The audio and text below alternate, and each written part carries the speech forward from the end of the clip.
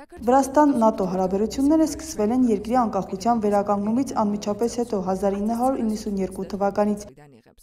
Չնայած այդ ժամանակ Վրաստանում ընթանում էին ռազմական գործողություններ և ծանր սոցիալ-տնտեսական իրավիճակ էր։ Երկիրը միացավ ՆԱՏՕ-ի Հյուսիսատլանտյան համագործակցության խորհրդին, որը 1997 թվականին փոխվեց Եվրոատլանտիկ համագործակցության խորհրդով։ Դա ցույց էր տալիս երկրի քաղաքական արժեհամակարգի արմատական վերանայում սկսելու ցանկությունը։ 33 գործընկերության ընթացքում ՆԱՏՕ-ի հետ Վրաստանը սկսել և իրականացրել է տասնյակ ծրագրեր պաշտպանության, անվտանգության ամրապնդման և արդիականացման ուղղությամբ։ Նրանց թվում իրականացվել են ռազմական վարժանքներ և շտաբային ուսումնական ծրագրեր։ Պաշտոնական տվյալներով ՆԱՏՕ-ն ներգրավված է Վրաստանում օդային և ծովային պաշտպանության ամրապնդման, ռազմավարական հաղորդակցության զարգացման և հիբրիդային պատերազմի դեմ պայքարի ծրագրերի իրականացման մեջ։ ՆԱՏՕ-ի անունը կապված է նաև Սաչխերը լեռնային ուսումնական կենտրոնի բացման հետ, որտեղ անցկացվում են ռազմական պատրաստության դասընթացներ։ Կենտրոնը հիմնադրվել է 2006 թվականի օգոստոսի 14-ին և ծառայում է որպես Վրաստանի պաշտպանության նախարարության զորավարժությունների և ռազմական կրթության վայր։ Ուսումնական ծրագիրը մշակվել է Ֆրանսիայի լեռնային պատրաստությունների կենտրոնի պահանջներին համապատասխան։ 2010 թվականին ՆԱՏՕ-ի Հյուսիսատլանտյան խորհուրդը ընդունեց հռչակագիր, որով Սաչխերեի լեռնային ուսումնական դպրոցին տրվեց ՆԱՏՕ գործընկերություն հանուն խաղաղության ուսուցման և կրթության կենտրոնի կարգավիճակ։ Հիբրիդային պատերազմի հետազոտող Դավիթ Զիլաշվիլիի խոսքով Վրաստանում առաջին միջազգային ստանդարտներով զինված ուսումնական կենտրոն էր։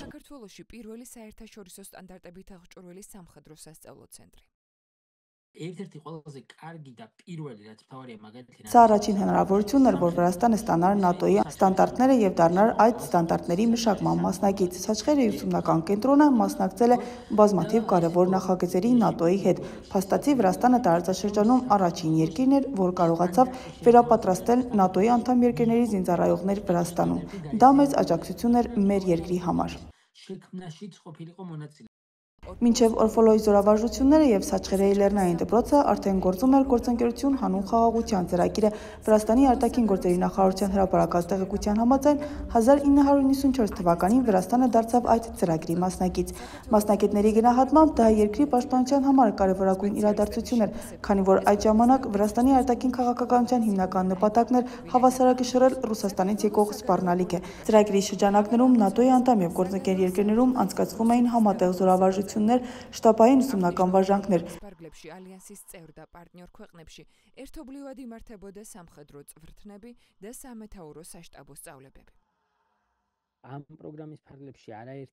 Ծրագրի շրջանակներում ինչպես ռազմական, այնպես էլ քաղաքացիական անձնակազմը վերապատրաստվում էր ՆԱՏՕ-ի ուսումնական կենտրոնում։ Շատ վրացի պետական ծառայողներ մասնակցել են տարբեր միջազգային համաժողովների և սիմպոզիումների։ Այն փաստը, որ այսօր Վրաստանը ունի որակյալ, պատրաստված և կոմպետենտ անձնակազմ պաշտպանության և անվտանգության ոլորտում, հենց այս և նման ծրագրերի արդյունք է։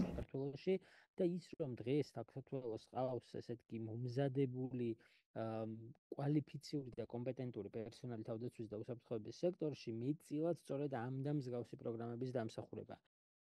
ՆԱՏՕ-ի հետ գործընկերությունը Վրաստանում խորանում էր, երկրի պաշտպանական ուժերը մասնակցում են ռազմական վարժանքներին և մինիստրությունների ժողովներին, իսկ մեր երկիրը հյուրընկալում էր Հյուսիսատլանտյան խորհրդի ներկայացուցիչներին, բարձրագույն զինվորականներին։ Արդյունքում երկրի պաշտպանությունը աճել է, քանի որ ՆԱՏՕ-ի հետ համագործակցությունը նշանակում է, որ երկրի տարածքները պաշտպանված են։ Հետաքրքիր է, որ փոքր երկրների համար, ինչպիսին Վրաստանն է, որոնց ռազմական ռեսուրսները սահմանափակ են որոշ օբյեկտների պատճառով, կենսական կարևորություն ունի ուժեղ գործընկերը, որը ապահովում է, որ երկրի օդն ու տարածքները պաշտպանված լինեն։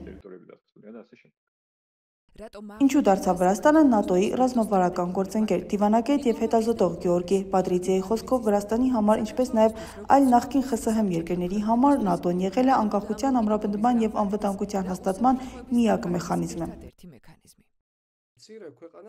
Փոքր երկրի համար, որի դիմաց կանգնած է մեծ հարևան պետություն, որը լիովին չի ճանաչում նրա իրավունքները, մնալ անկախ նրա անկախության ամրապնդման և անվտանգության համար գոյություն ունի միայն մեկ մեխանիզմ՝ միջազգային դաշինքներ մեծ պետության հետ, որոնք կսահմանափակեն և կհավասարակշռեն հարևան ագրեսորի վարքագիծը։ Իդեալական է անդամակցությունը այնպիսի միջազգային կազմակերպությանը, որը երաշխավորում է անվտանգություն և պետական ինքնիշխանության ապահովման հնարավորություն։ შენი მეზობელი ագրესორის սրախոց